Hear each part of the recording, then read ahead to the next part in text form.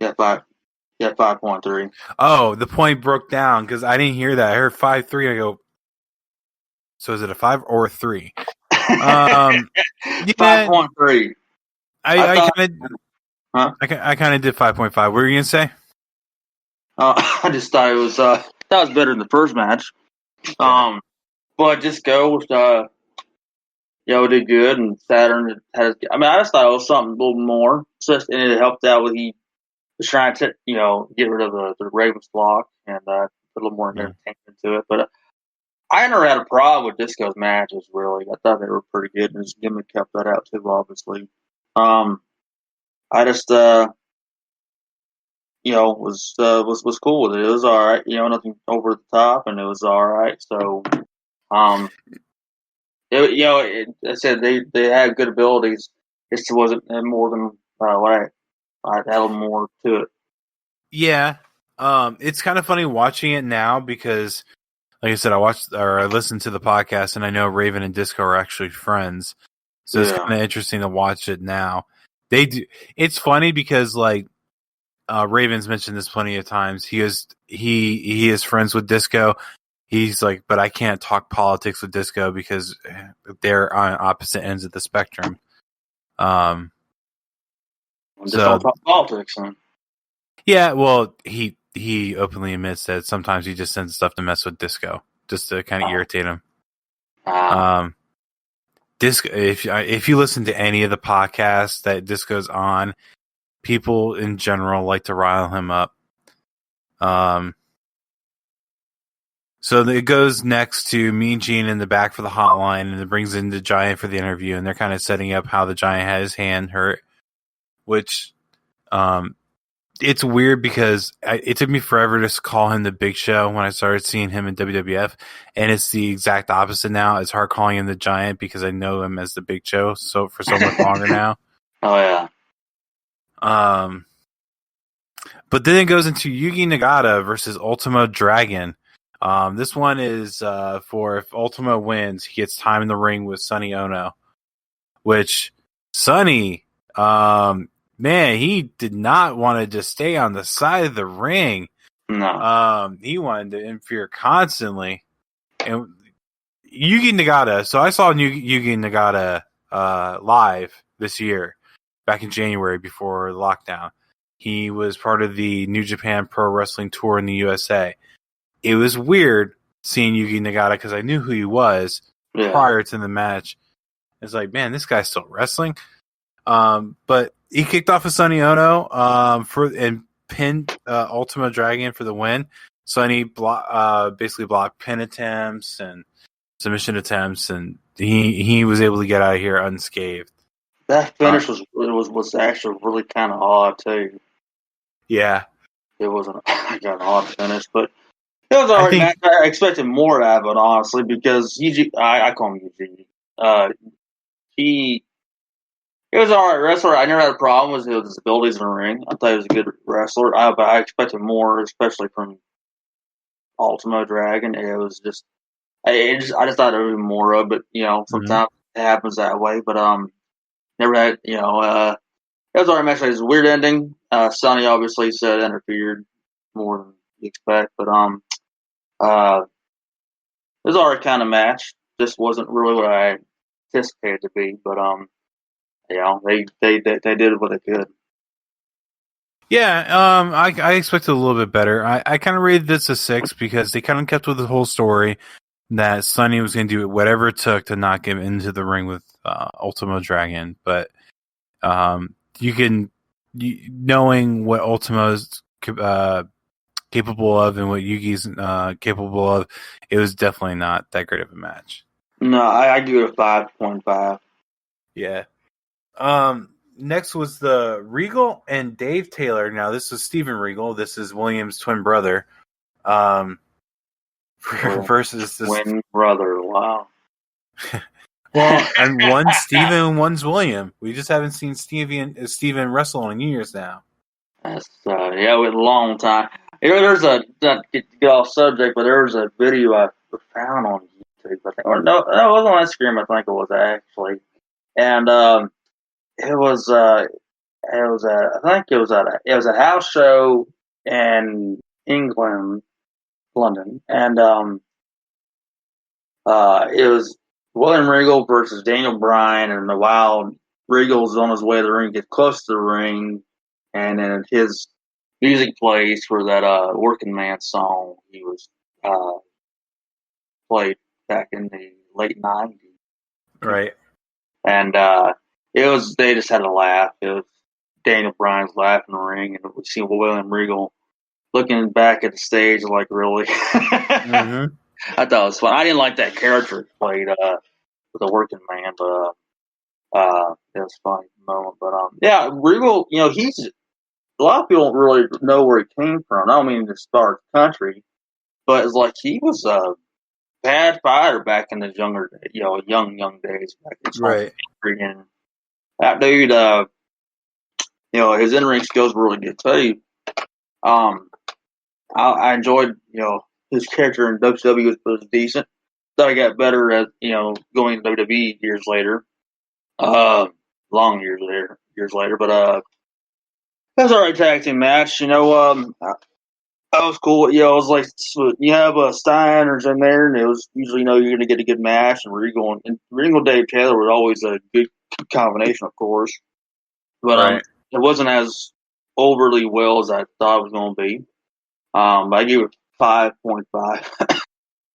Yeah, I give it a 5. Now, with the Steiners, I completely forgot, or must have not realized, but Teddy DiBiase was their manager, and I don't remember that too clearly. Yeah, which was for a little while. And it's weird seeing Scott Steiner with dark hair.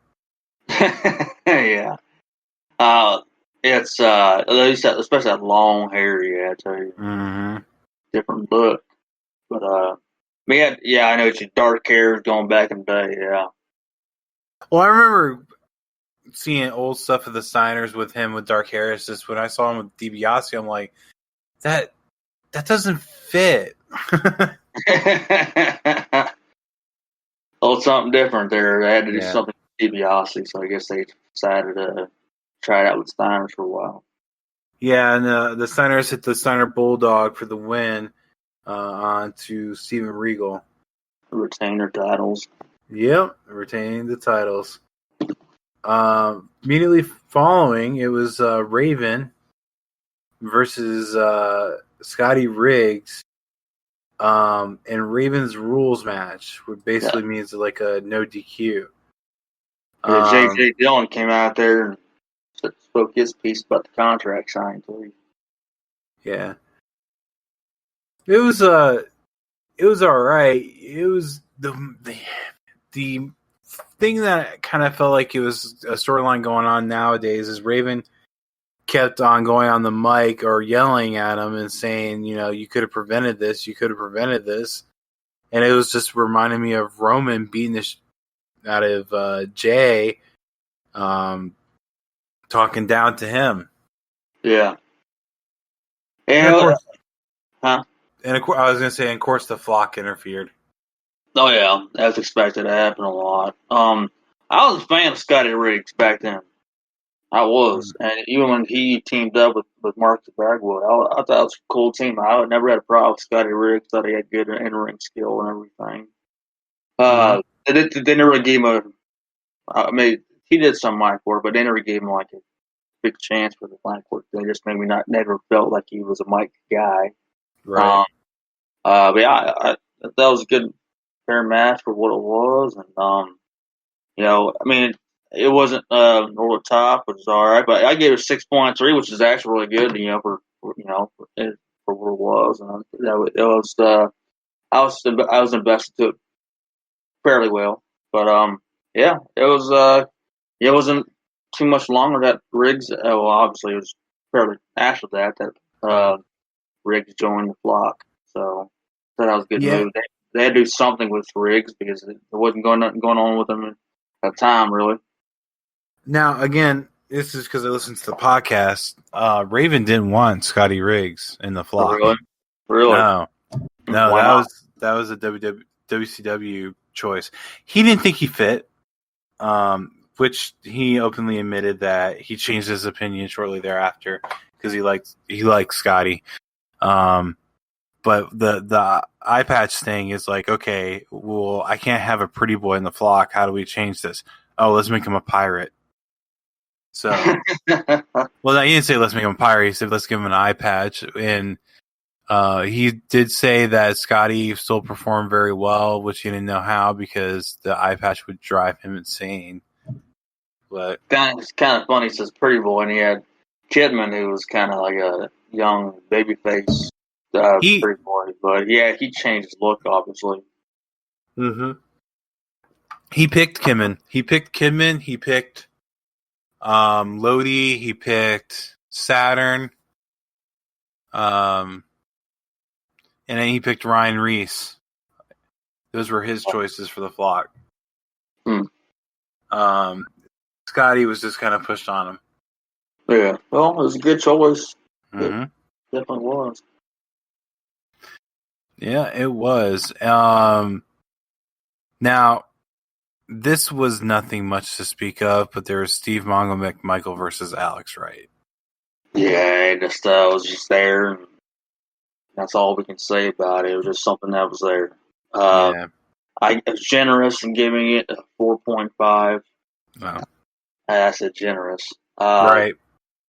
There's nothing really to say about it. At the time, Mongo was basically in a feud with Goldberg, or starting that up from going back that time period. And, both guys had talent. Of course, Wright was very much in the talented area. And I said, there ain't a whole lot really to say about it. Right. I gave it a 4. It is what it is. Yeah, that's the only thing I could say. Yeah, ain't much to say about it, really. Yeah. Yeah. There's a reason that there's a Mongo botches Twitter. So, there's a Twitter that has Mongo botches. Yeah, it's called That's My Mongo.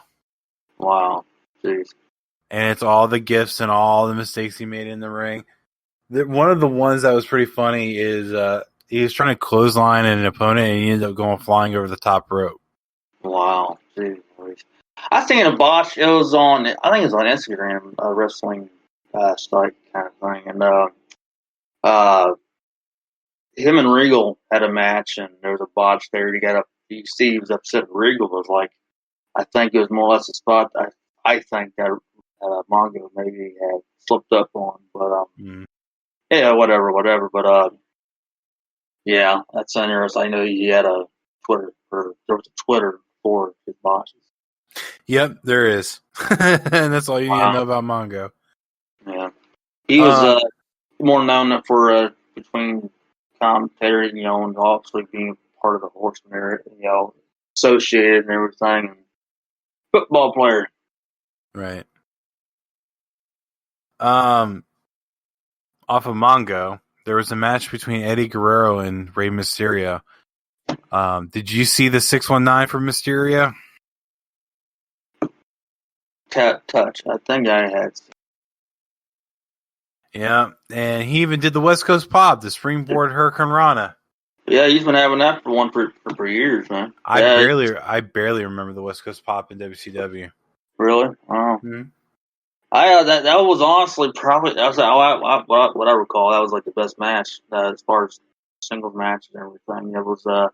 I never got to this point as a kid. Watched Mysterio like anybody else. Didn't get disappointed, and of course he had Eddie in there, who's also great. So gave that one a 6.7.